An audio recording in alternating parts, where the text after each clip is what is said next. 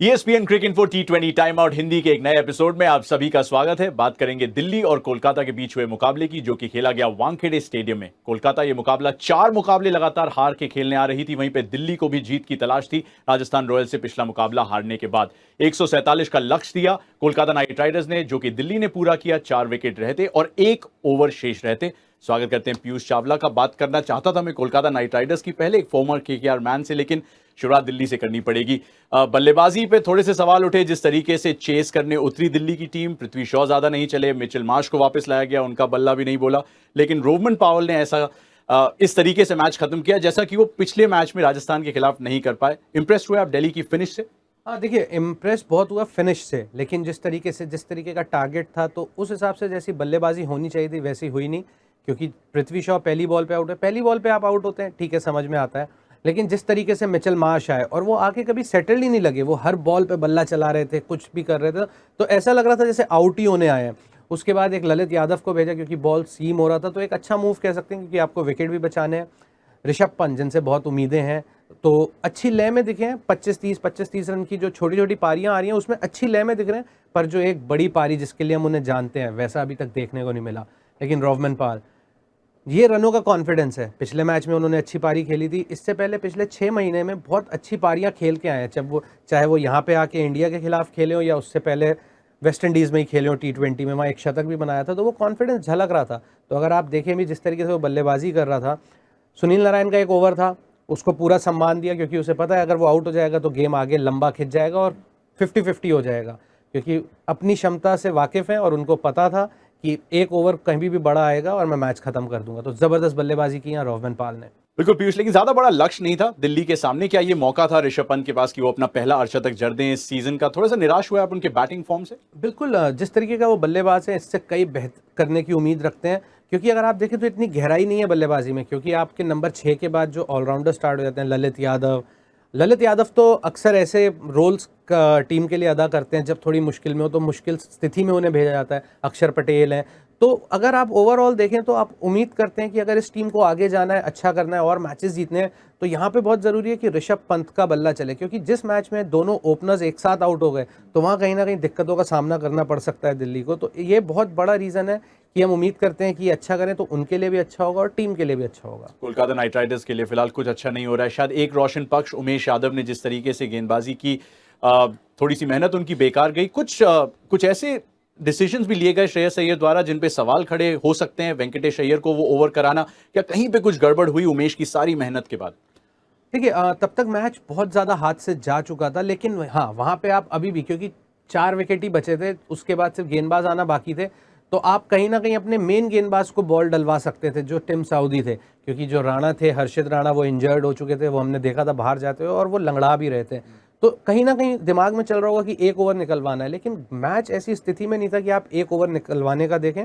क्योंकि एक बड़ा ओवर और वहाँ मैच खत्म हो जाता, और वही हुआ। 14 रन आए उस ओवर में और मैच खत्म हो गया।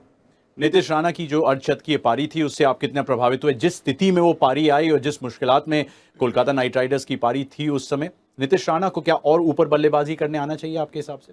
बिल्कुल, ऊपर बल्लेबाजी उन्होंने पहले भी करी है, और जिस तरीके का वो बल्लेबाज है उसे अपना समय लेना बहुत ज़रूरी है। क्योंकि वो अपना समय लेता है तो वो लंबी पारी खेलता है और जो स्ट्राइक रेट होता है वो सब बराबर कर देता है। तो आज जब विकेट गिर गए थे तो आज ना चाहते हुए भी उसे समय लेना पड़ा, क्योंकि वो बड़े शॉट्स नहीं खेल सकता था। और फिर उसके बाद हम जानते हैं कि वो कितना डेंजरस हो जाता है जब वो आखिरी में जाता है। ऊपर आ सकता था, लेकिन आज यहाँ कुछ प्लानिंग अलग थी जो कि समझ के परे थी। क्योंकि सुनील नारायण, जब आपके विकेट गिर जाते हैं 3, तो आप नहीं चाहते कि कोई एक और जाए, और सुनील नारायण आते ही आउट हो गए। वो अच्छे बल्लेबाज हैं लेकिन वो पावर प्ले में है।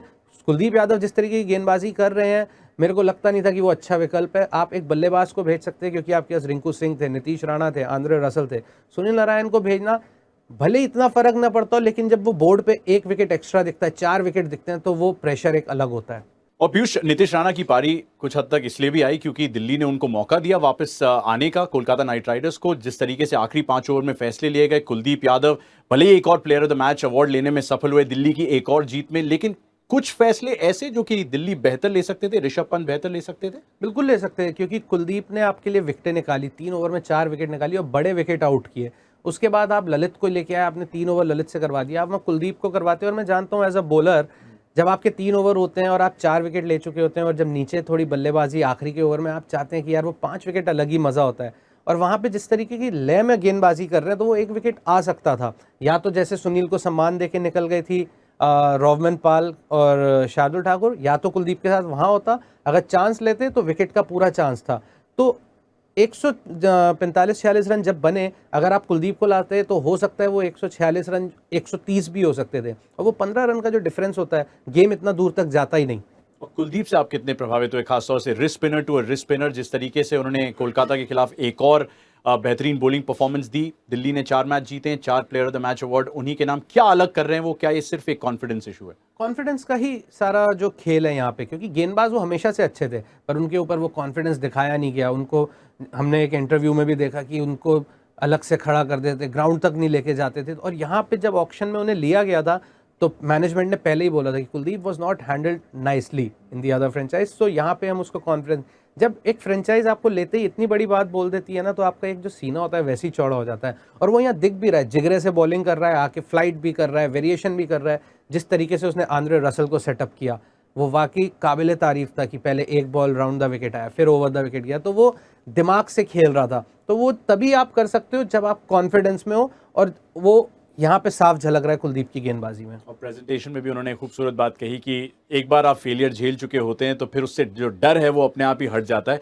डर लेकिन लगेगा कोलकाता नाइट राइडर्स को। अगर पॉइंट्स टेबल की तरफ आपकी नज़र ले जाऊं मैं, तो लगातार 5वां मैच तो हारे ही हैं। दिल्ली कैपिटल्स दूसरी तरफ, उनका नेट रन रेट सभी टीमों में जो है सर्वश्रेष्ठ है, उनकी 4थी जीत इस सीजन की। कोलकाता के लिए लेकिन प्लेऑफ की राह यूश मुश्किल लग रही है, बहुत ज़्यादा मुश्किल लग रही है। और मैं इसलिए ये बात बोल रहा हूँ कि वो क्रिकेट आप अच्छा खेल के हार जाते हैं, समझ में आता है, लेकिन यहाँ वो क्रिकेट ही खराब खेल रहे हैं। यहाँ पे आप अपने प्लेयर्स को एक सिक्योर माहौल ही नहीं दे रहे हैं, क्योंकि आप प्लेयर को खिलाते हैं, आप एक सिक्योर माहौल देना चाहिए। पर यहाँ तो हर मैच में 2 चेंज 3 चेंज, तो प्लेयर सोचता है, वो मैच खत्म करके जाता है तो उसके दिमाग में चल रहा था यार मैं अगला मैच खेलूंगा या नहीं। फिर आप बात करते हैं कि आपको बेखौफ क्रिकेट खेलनी है। बेखौफ क्रिकेट ऐसे नहीं हो सकती, आपको एक सिक्योर माहौल देना पड़ेगा, आपको कंधे पे हाथ डाल के बोलना पड़ेगा प्लेयर को, तू जो मर्जी कर, तू 4 मैच खेलेगा। ऐसा नहीं होता आप एक मैच खिलाएं, उसने अच्छा किया, अगला मैच थोड़ा एवरेज गया, आपने उसे ड्रॉप कर दिया। ऐसे आप कभी टीम सेटल नहीं कर सकते। क्या दिल्ली को आप प्लेऑफ्स में जाते देखते हैं? देखिए टीम अच्छी है, अच्छी क्रिकेट खेलनी पड़ेगी। ये आज के 2 पॉइंट्स बहुत ज़्यादा इंपॉर्टेंट थे, रन रेट भी बेहतर है और सब टीमें आसपास ही हैं। कोई बहुत ज़्यादा, अगर आप गुजरात को छोड़ दें तो बहुत ज़्यादा आगे नहीं निकली हैं टीमें, तो यहाँ पे अभी चांस है, पर अच्छी क्रिकेट खेलनी पड़ेगी और जो बल्लेबाज हैं उनको थोड़ी और जिम्मेदारी लेनी पड़ेगी। बिल्कुल, और वही जिम्मेदारी जो है वो कोलकाता नाइट राइडर्स के बल्लेबाज भी लेना चाहेंगे और उनके गेंदबाज भी कुछ और करिश्मा दिखाना चाहेंगे। लेकिन शाम रही दिल्ली के नाम वानखेड़े स्टेडियम में। ESPN cricket for T20 time out Hindi में फिलहाल इतना ही।